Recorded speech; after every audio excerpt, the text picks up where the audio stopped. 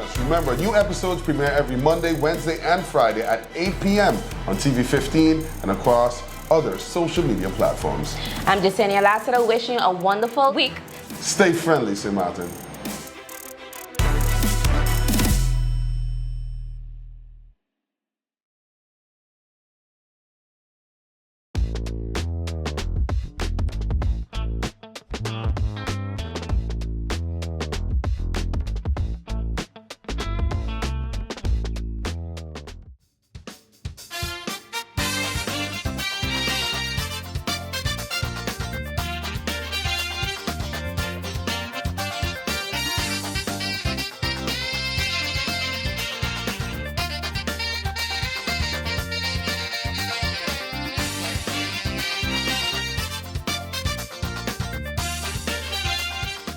Welcome to the Late Night Show. Hope everything is okay. Hope everything is all right. I'm your host, Andrew Dick. Okie dokie, kids, what's happening on the lovely island of St. Martin? We begin with the news of to swipe or not to swipe. That's what she said. Swipe per. She just called me swiper. And I was go like, yeah, that's what I do. I hit and run. Get it? Because I swipe it all. Anyway, credit cards, Maestro, and swiping at the different businesses here on St. Martin. It's two sides of the story. So I'm going to give you one side, and then I'm going to try to take the other side into account. First, customers. So 25 years ago, or let's say 30 years ago, the world, as in the entire place outside of St. Martin, because you know here is Narnia, it don't exist. So outside of St. Martin, adapted to something called, I know it's gonna sound strange, but I'm gonna just say it anyway. Credit card machines? Yes, like machines that magically takes your money and it goes to your account or the account of the business. Yes, it's an actual thing. Outside. So finally, a couple of years ago, St. Martin kind of sort of copied it, but they didn't know how to copy it, but they copied it anyway and said, hey, we put special chips in our cards now, so you have a credit card, but it's not a credit card, it's your ATM card, which is your Maestro, which is your savings, or just a regular card. So there's no credit actually on it, it's your money. So I hate when people just like the nice colors and go like, it's your credit card, you can shop online. If you have money, no, it's actually just a bank card. Like you just call it what it is, which is good for St. Martin. Otherwise, we would be in debt. Which is funny because we actually are in debt to the Netherlands. Brunch. I'll be here all weekend. All right. When it comes to this situation right now, the banks, for some reason, and I know this is strange again, they have been profiting off of the backs of St. Martin people. Duh, that's what banks literally do. They literally do that. But we'll act surprised, where they charge you for every single thing, including your funeral. I swear to God, if they could wake you up and go like, hey, so how much percent you want it again on this debt? How much you percent? Because you're going to have to pay twice. You're going to have debt and you're going to be dead. Just saying. So for years, you have shop owners and businesses that has been setting their own limit for customers to swipe or tap at their establishment. In normal countries, like real countries, you can buy something for $1, €1, whatever the currency is, and you could just tap it. You don't even have to walk with the card. The card is actually like an old thing. The card, they're even really respecting the card thing no more. People don't actually use their phone, believe it or not. Yes, their phone, and then they just have a copy, a digital copy, yes, on the phone, and then they could tap the phone, believe it or not. But I know that can be a little bit too complicated. So let me go back to St. Martin, where you just have to stand in line for 3 hours to ask a bank teller what time it is. Because you can't go in the bank with your phone, get it? Huh. Anyway, so the Government of St. Martin have been hearing the complaints of people saying the rest of the world, you could do so much, but why St. Martin has to be so difficult? You go to a Chinese, as soon as you walk in, and you know when you're broke, but you want to buy your bread, but it's $3, so you can't pin it off. But you got $3, so you can buy like a bread and a chiclet. So then you just go like all excited. You take your bread, you take your chiclet, and then you just take it like, hey, Chino, slap, no, $10 up. Nigga, what? Man starving out here. $10 up. Go, $10 up. Yeah, but I don't have any. Go. All right, you know what, I'll be right back. And they come back with a black mask going like, stick him up. Yeah, I just justified some robberies in this place. You should have let him tap.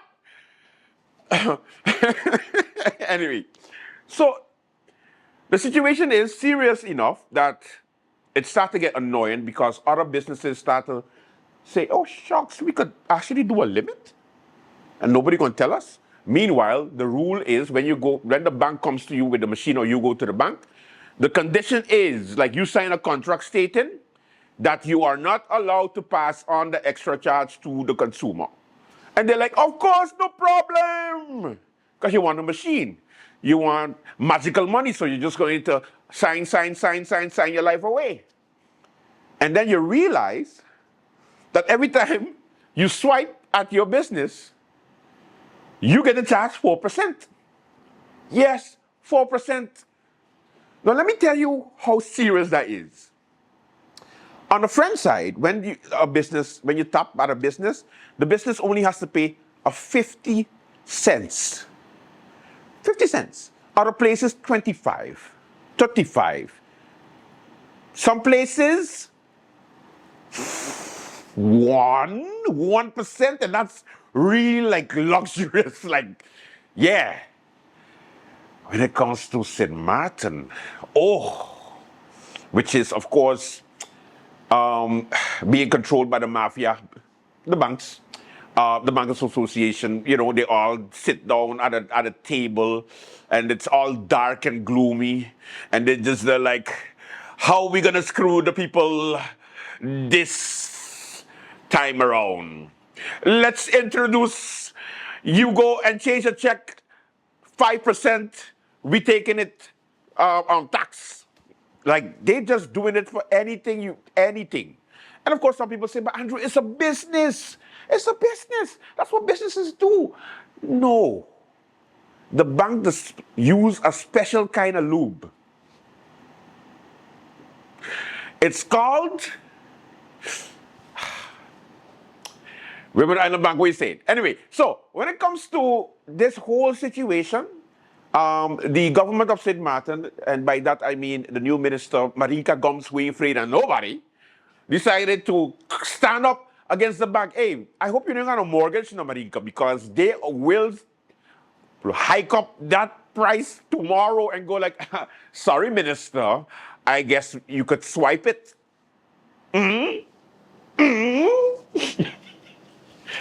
So, the minister said during Wednesday's press briefing that basically the businesses are not allowed to have a minimum. When you go with your card and you have a machine, you could just tap it and that's it. This is why St. Martin people just always have to get put in the place because you have no chill.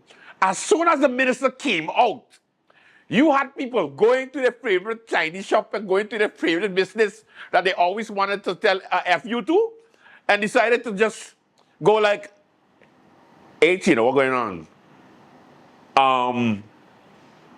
I want chiclet, a tapping.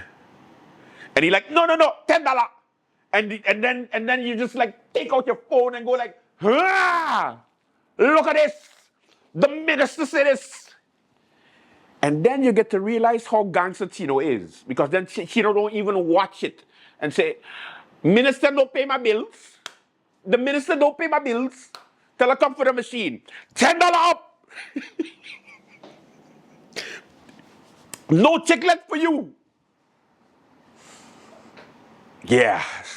I spoke to some businesses. Majority of them told me, Andrew, if one more person showed me this video from this minister telling us what to do while we paying so much hidden fees, taxes, everything else, tell the minister to come for the goddamn machine.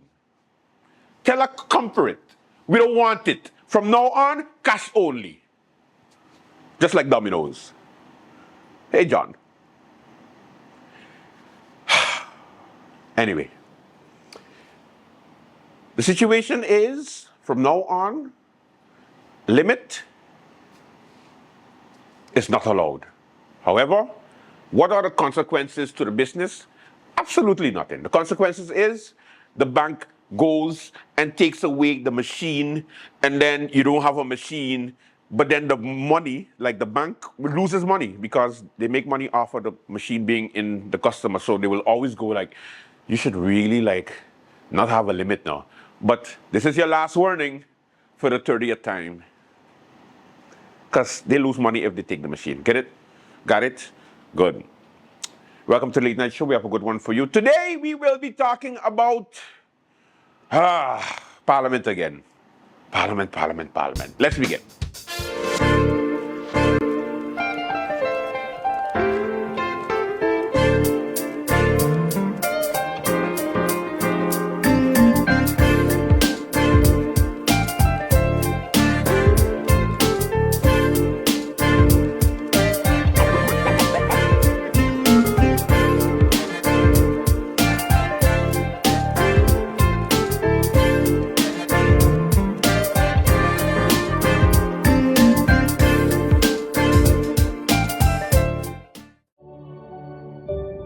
You've dreamt it. You've worked hard for it. And now you've got it. You deserve to enjoy the fruits of your labor and know that you're covered in case of a disaster, like an unexpected fire or a vehicular collision. At Magic Insurances, we focus on settling your claims quickly and fairly so you can get back to enjoying your life. Magic Insurances, fast, fair, and always there. Nugent. She my gang. Let's get ready for the party. Girl, why your body? Get ready for the party. Girl, why your body? Let's get ready for the party. Girl, why your body? Get ready for the party. Girl, why your body? Where the party tonight? Someone tell me where the party tonight. Where the party tonight? Someone tell me where the party tonight. Where the party tonight?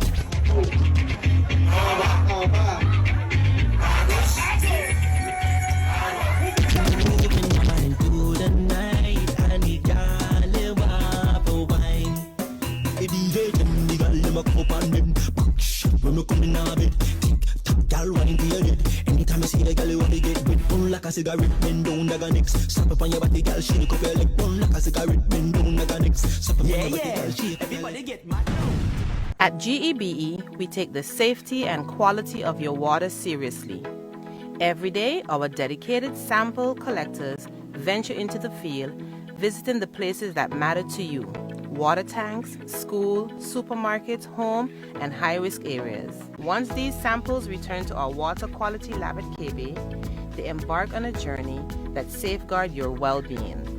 Our dedicated analysts take over, sending these samples to the microbiology and chemistry department, respectively. This is where the magic happens. We test for a range of parameters, and we do this every single day, no matter what, including holidays and weekends. In our microbiology department, we focus on two major tests targeting various bacteria. Confirmation tests are conducted, and we have plans in place in case the results are confirmed. And then we do it all over again, 7 days a week, 365 days a year. Rain or shine, your water safety never takes a day off. So when you turn on the tap and enjoy a glass of GEBE's water, you can do so with confidence. GEBE, the power to serve.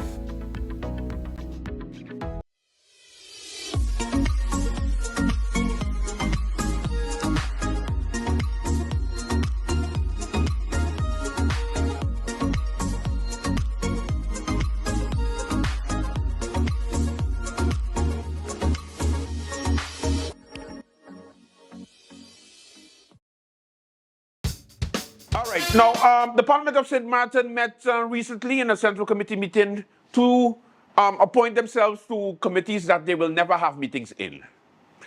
Yeah, let me say it again. They appointed themselves to committees, ad hoc committees, that's what they call them.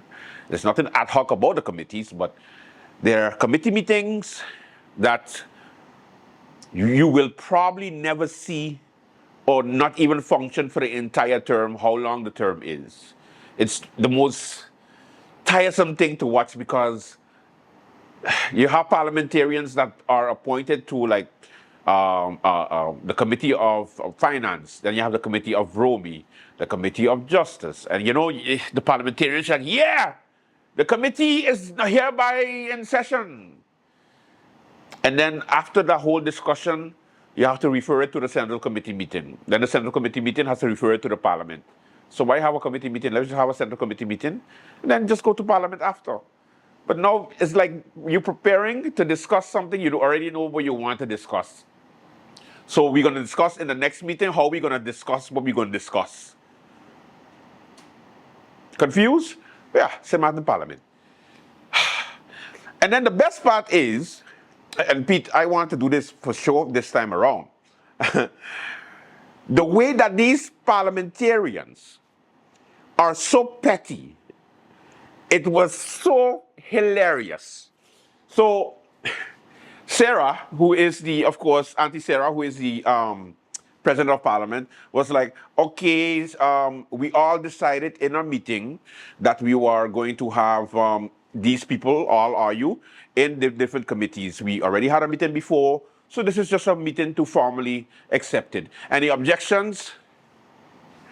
And then you have one member of Parliament that will come on. In this case, it would be, I think it was MP York, Darrell York. He came on and said, Madam Chair, I'd like to be added to the Ministry of, to the Committee of, and I'll make up a committee, no? I'll make up a committee.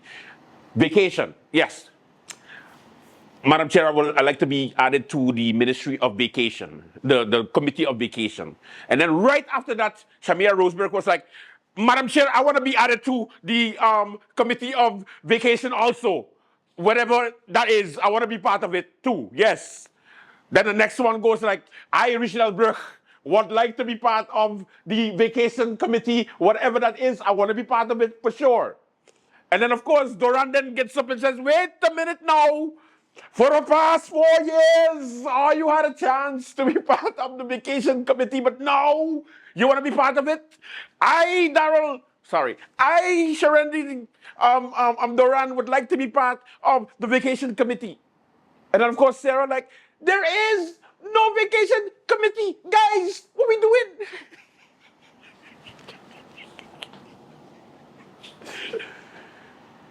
And then Darrell comes back again and says, okay, Madam Chair, I would like to withdraw from the Vacation Committee. And then Shamira, me also. And it just continues. It's like, whoa. Then Batman stands up and says, Madam Chair, you could sit down, Mr. MP Lewis, it's a committee meeting. It's a Central Committee meeting. You could sit down. You don't have to stand up. I have 4 jobs. I'm the Minister of Education, Culture, Youth and Sport, the first one in history. I am the Minister of Justice. I'm a member of Parliament. I am a father. I am a grandfather. I am a husband. And I'm also divorced. I'm everything. I'm Batman. You see that one coming? And I am not Bruce Wayne. Oh boy, it was hilarious. Anyway, let's get into the highlights of the meeting. Let's go. So going over to agenda point number 1, in accordance with Article 21, paragraph 3 of the Rules of Order, at the beginning of each parliamentary year, as well as in the first public meeting after a periodic resignation or after the dissolution of Parliament, the President of Parliament assigns the members to the permanent committees for the investigation, so-called vooronderzoek of certain subjects, and to the committees, or the committee rather, for petitions unless Parliament decides otherwise regarding the committees. By letter of September the 20th, 2024, the faction leaders were requested to submit the desired composition of the permanent and ad hoc committees of Parliament for their faction to the Secretary General of Parliament, and based on the received proposals from the factions, an advice was made. A total of 17 permanent and ad hoc committees are being proposed for the Parliament of St. Martin. It is noteworthy to mention in this regard that the Committee of Kingdom Affairs and Interparliamentary Relations comprise only of the faction leaders. As stated in the advice, the guidelines for travel of members of Parliament, which were approved back in 2015, this is applicable for all work visits of Parliament. And furthermore, for work visits in connection with national holidays of the other islands within the Kingdom, former Netherlands Antilles, a maximum of 4 members will be able to attend, each from a different faction, in accordance with a rotation schedule that Parliament maintains. You have received the proposals for the committees of Parliament, and thus I ask if there's any member of Parliament who wishes to take the floor on the first agenda point and the proposal to this central committee. Any member wishes to speak? We are with on agenda point number 1, which is the permanent and ad hoc committees of Parliament, just that we distinguish between the 2 agenda points, the first one being the committees, which include permanent and ad hoc committees of Parliament. So I see no member wishing to. Yes, we do have a member. We have MP. We have MP York. Oh, and MP Roseberg had also. You pressed your button. Oh, that's okay. Okay. So it's we'll just wait one moment, and yes. Now we go, okay. So now we continue, and I offer the floor to MP York. MP York, you have the floor. Good morning, Madam Chair. Good morning, Cliffy. Good morning, everyone. Madam Chair, I would like to submit a minor change, for the ad hoc committee preparation and construction of new Parliament building. My person was not part of the original submission, and I would like to add that now. And on behalf of MP Doran, for Committee of Petitions. Thank you, MP York, for that suggestion. Is there any objection from the Central Committee to this proposal by the faction of the NA to add MP York to the ad hoc committee for the new Parliament building and to add MP Duran to the Committee for Petitions? MP York, could you please state that last part that you... And the Committee for District Councils for my person. And so that is 3. The third one, the third proposal from the faction of the NA is then that MP York takes part in the Committee for District Councils. Are there any other comments regarding the permanent and ad hoc committees of Parliament? No. Now, yes, we have MP Roseberg. MP Roseberg, you have the floor.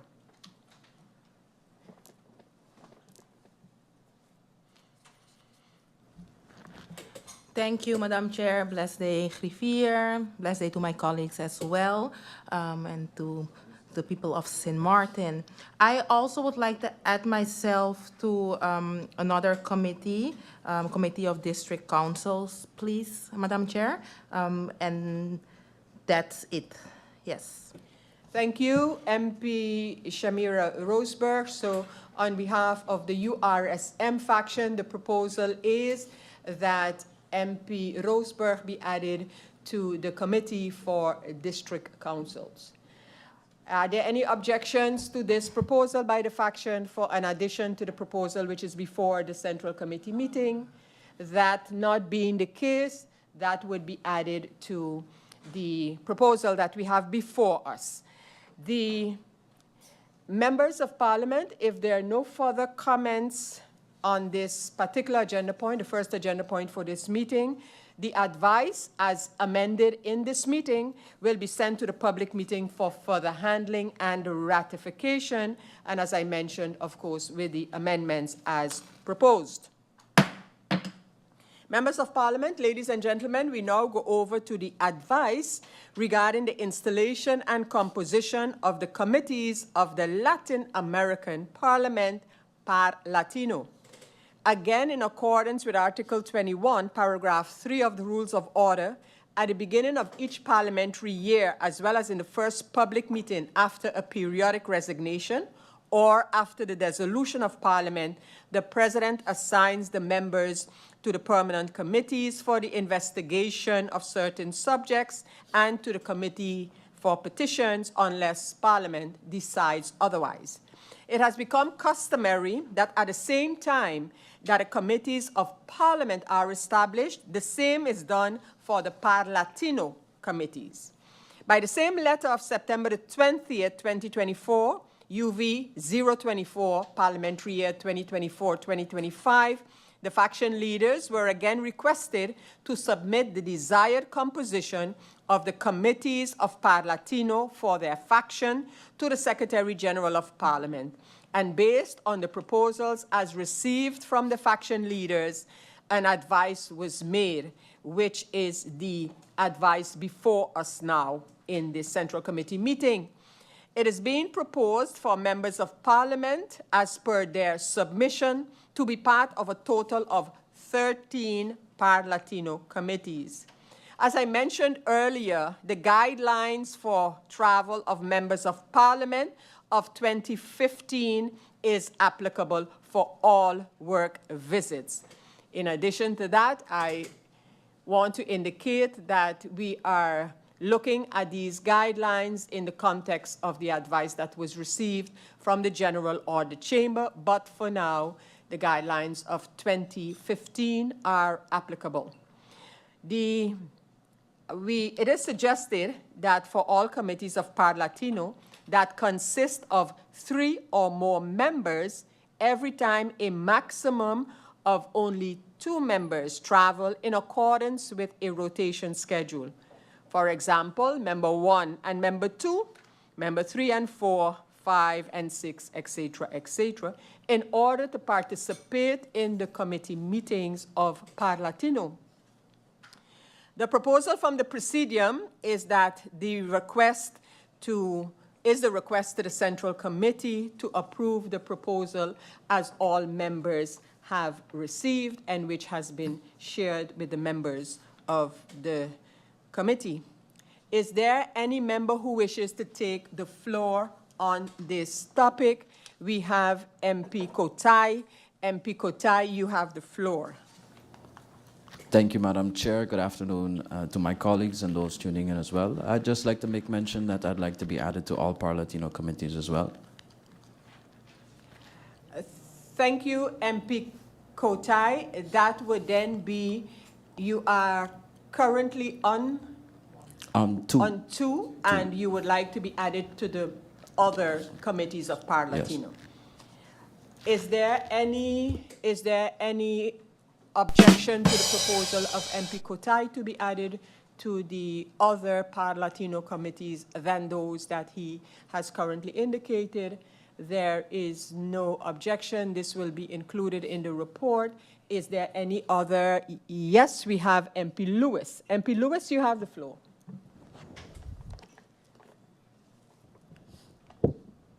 Good afternoon, Chair. Good afternoon to my fellow colleagues. I would like to second the request of MP Kotai that I be added to all. As I have received the documents, I went through them, but now reviewing them thoroughly, I think it's of great importance that I be also part of all the Par-Latino committees. Thank you, MP Lewis. Is there any objection to the proposal of MP Lewis to add himself to the Parlatino committees as established by Parlatino? No, I see no objection to that. And I see MP Roseberg, have you requested the floor, or is it no? It's not. Okay, so when I see your name appear, I guess we have to change things up there. Okay, so members of Parliament, I want to, let me make sure there are no further comments. No, they're not. And thus, I want to thank the members of Parliament. And as with the earlier advice, the advice will be sent to the public meeting for further handling and ratification. As adjusted, of course, as amended by the request as put forward during this meeting. So, members of Parliament, ladies and gentlemen, we have come to the end of this meeting, and I thank you all for your participation, and I hereby close this meeting. Thank you once again. Time for a commercial break. When we come back, more late night. Stick with us.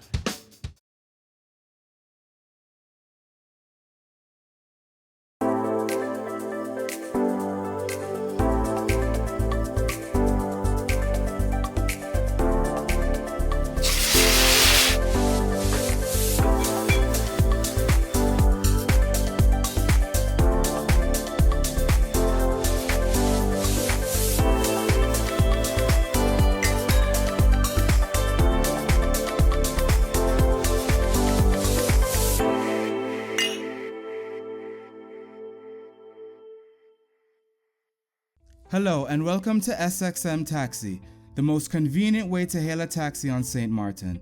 Our app is strictly dedicated to licensed taxi drivers only on the island of St. Martin. You must have an active authorized taxi license and driver's license to be approved to use our service. Our app is designed for the convenience of both customers and drivers. Customers simply download the app, upload a credit card, and have immediate access to any driver available nearby. Once you sign up and are approved to drive, you can choose when you want to use the app by toggling the switch at the top center of your screen to either online or offline. When you are online, you will be alerted for passenger pickups in your area, be visible to riders, and be able to accept rides. When you are offline, you will not receive alerts and you will be invisible to riders. This feature is available 24 hours a day, 7 days a week to use at your discretion, making the app extremely flexible and user-friendly for the driver. Once the rider requests a taxi, a notification is sent to all drivers in the vicinity. The first available driver to accept the ride gets the fare. Once you are alerted of a potential fare, you can accept the trip by clicking the Accept button at the bottom of your screen. The app's built-in GPS feature will then guide you directly to the rider's location. By clicking the 3 dots in the upper right-hand corner of your screen, you can choose from 3 different GPS integrations: Apple Maps, Google Maps, or Waze. This feature gives you the ability to use the GPS platform you are most comfortable with. Please keep in mind that you must download the GPS app that you prefer separately onto your phone in order to use this feature. We recommend downloading the Waze GPS app for best results, as we find it to be the most accurate and up-to-date GPS platform. Once you arrive at your passenger pickup point, slide the Mark Arrived arrow at the bottom of your screen. For added security, the app will require you to enter either the last 4 digits of the passenger's phone number or an OTP code that was provided to the rider. This built-in safety feature protects drivers from unwanted or incorrect passengers. Once you enter the correct code, the ride can start by swiping the slide to begin arrow on the bottom of your screen. Once the trip is complete, simply swipe the slide to end ride arrow on the bottom of your screen. The fare is automatically calculated and charged to the rider's credit card. You are now ready and available for your next ride. Driver sign-up bonus fees. All drivers that sign up to use our service will receive an additional 10% booking fee for every fare booked with the app through 2025. In addition, the first 100 drivers that use our service and reach their 100th ride milestone with SXM Taxi will receive a one-time $500 bonus fee.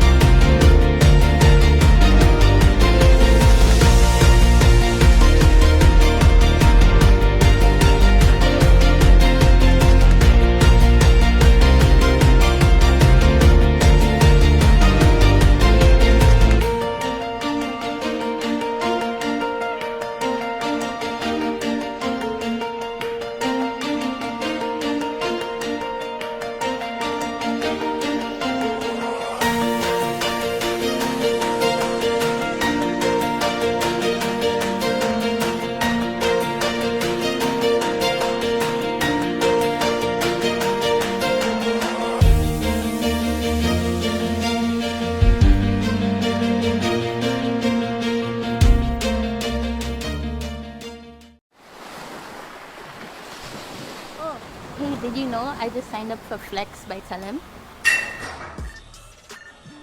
Do you mean flex like this? Definitely not that. Do you mean flex like this? No, definitely not that. Do you mean flex like this? No, definitely not Flex like that. Telecom's Flex is a mobile plan that adapts to your needs. Each month, I get a preset monthly fee that has a set amount of data, SMS, and minutes. So I know what I'm getting. But say goodbye to overages and bill shock because when I go over my postpaid plan, it switches to prepaid. So I have the flexibility to top up what I need when I need it. I'm in complete control. My budget, my rules.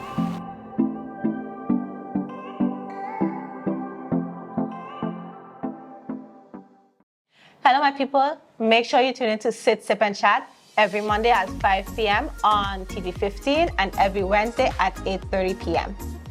And make sure tune in to the late night show with Andrew Dick from Monday to Friday at 10 p.m. with a repeat in the afternoon for no reason. In the afternoon, the late night show at 3 p.m. Thank you, TV 15. Thank you, TV 15. Make sure to tune in Make sure to tune in to the late night. and Sit, Sip, and Chat. Late night. Have you been good? Have you been behaving? If not, you might end up on Late Night Court TV with a big Al. Why did it Scott? Nope, pause. I'm not doing it. Let's go. Let's go. Let's see what happens today in court. Honorable Judge Al B. Al for Late Night Court TV. Good evening, everybody. This is Late Night Court TV. Want to remind everybody all these cases are real. The sentencing is real. The victims are real. Everything is real. This is really happening in St. Martin. I would like to shout out the St. Martin Bar Association for their viewership and influence because you guys do a great job. I don't know who does the court writing, but they do a sometimes too good a job. Let's get into the first one. Car driver summoned to court nearly 2 years after the accident. Let's get into it. Nearly 2 years after a man's toe was allegedly run over by a car in front of Sundial School, the driver was summoned to appear in court. This happened on Thursday. The prosecutor argued that the driver used his car as a weapon, hold it together, and urged the judge to order the vehicle's destruction. So the car rolled over his toe and he was like, this car don't exist no more. We need to get rid of this car. The prosecutor read the victim's statement in which she recounted wearing slippers that day.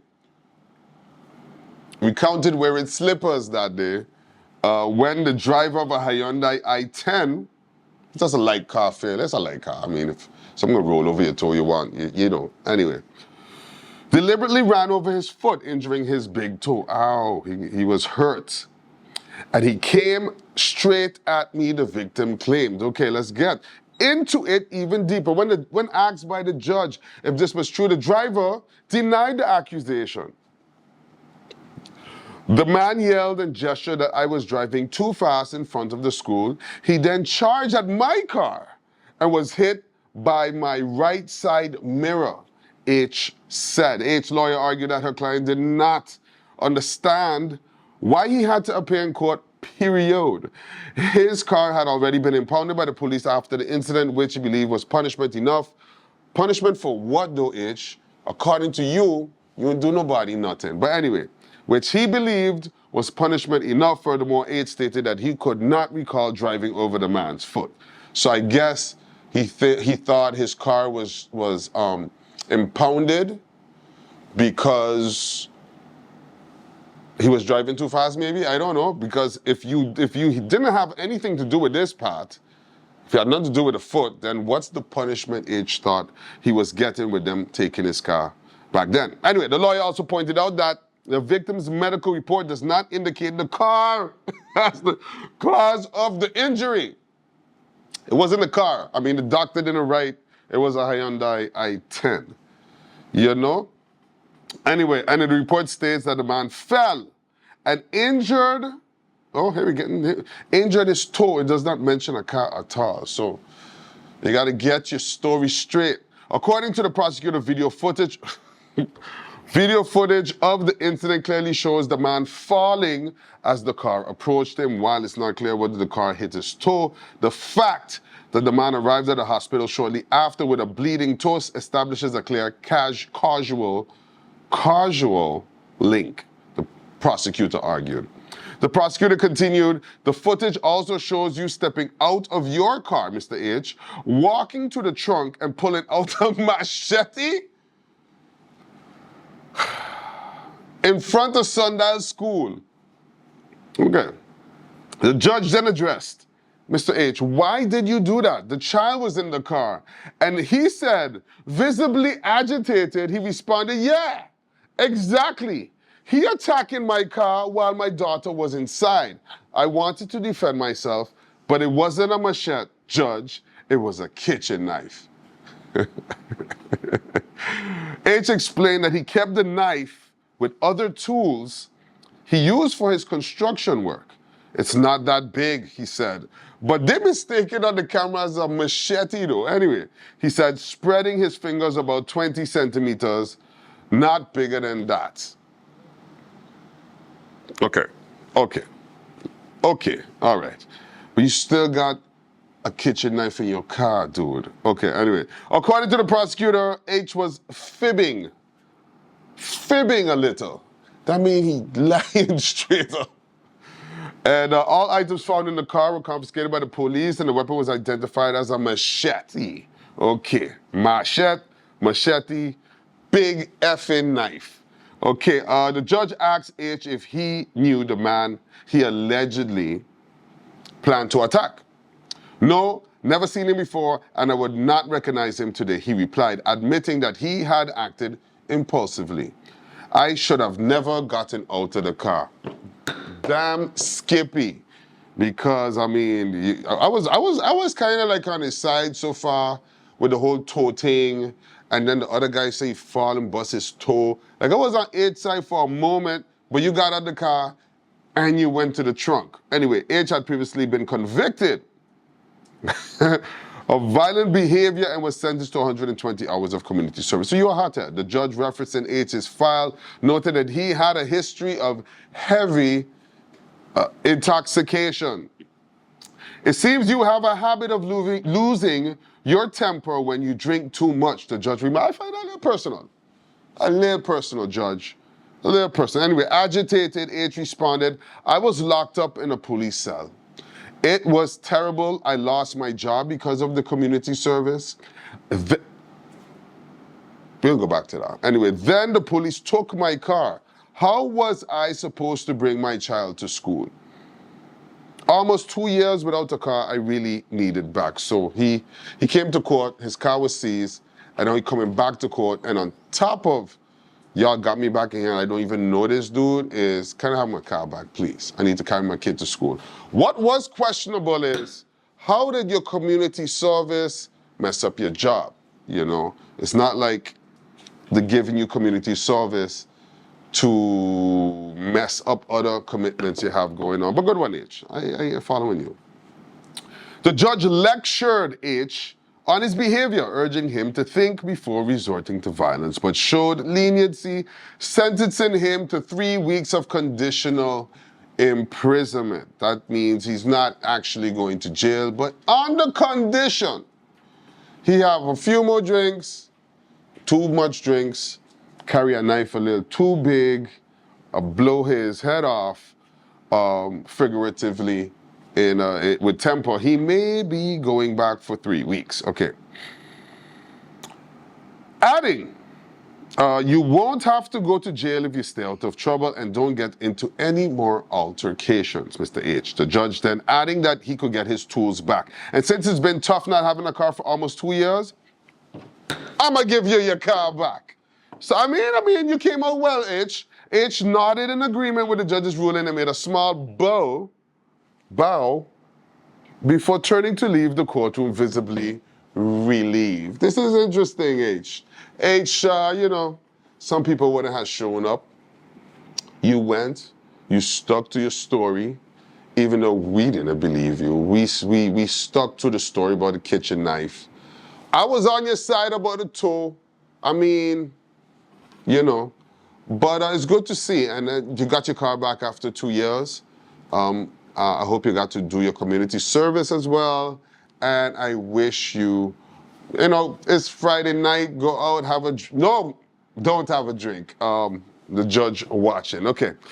Next story, let's get into the next one right here. That one was kind of nice and light, except for the fellow Gates tour bus. But he need to know what he's doing. Anyway, let's go. Here we go. The court has given the prosecutor's office the green light to continue its vote-buying case against Hakeem Arundel, who had been a member of parliament for the United People's Party until last month. Arundel was arrested in August, on August 1st on suspicion of participating in a criminal organization designed to buy votes for his benefit. Yes, that was August, okay. After being questioned, Arundel was released from custody while the investigation continued. The prosecutor's office believed that there is compelling evidence linking Arundel to vote-buying activities during the January parliamentary election, where he garnered 353 votes to become the second highest on his party's slate. Okay, so I guess that's just because he was the second highest, I mean, after, that doesn't mean he bought votes. I mean, everybody's innocent until proven guilty, correct? You know, and I mean, he ran again. So anyway, 3 other people were also arrested in connection with the case on July 31st. Okay, so the day before, and authorities had searched Arundel's office in the Parliament building in Phillipsburg. Okay. The court's approval is required under Article 123 of the Somali Constitution, which mandates approval from a judge before an MP can be prosecuted. So if he was a regular person, they could have started the prosecution already, but because he was a member of parliament, the judge needed to give permission. And of course, the judge gave permission. The hearing that approved Arundel's prosecution took place shortly before he left office in September. Arundel lost his parliamentary seat in the snap election on August 19th. He lost 264 votes. 264, he lost 264 votes in 8 months since the previous election, ending up with only 89 in a campaign marred by his arrest and looming corruption case. If this is the court saying this, I think the court you're kind of rude. You're kind of a little bit out there, court. I mean, the prosecutor's office basically take him out of it, and you're admitting that they took him out, basically. But yeah, okay. Although the prosecutor's office no longer needs judicial permission, because I mean, he's not an MP now. To bring charges against the former MP, this formal approval acts as a safeguarding case. Arundel is re-elected in the future.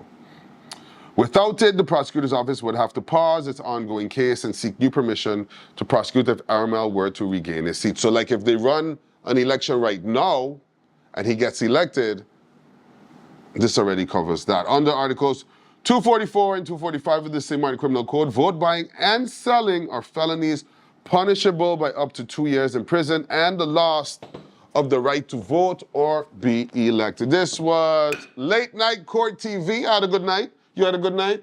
Yeah, you had a good night? Okay, good. See y'all next week. These are real court cases from real people and real sentencing.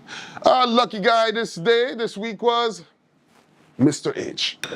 Have a drink up. No, don't have a drink on anybody. Have a nice weekend. That is it for the Late Night Show. Thank you so much. Until Monday, do have a safe and pleasant one. Bye-bye.